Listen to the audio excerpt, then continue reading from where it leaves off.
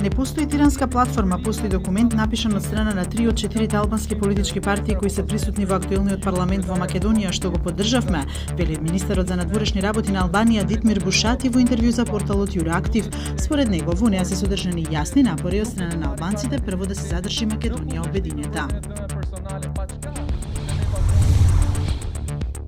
Денешното рочиште за случајот подкуп во кој обвинет лидерот на СДСМ Зоран Заев беше одложено за 4 мај по барање на одбраната за да им бидат доставени сите докази од предметот кои се уште не им се доставени од страна на обвинителството, иако вакви барања имало повеќе пати досега.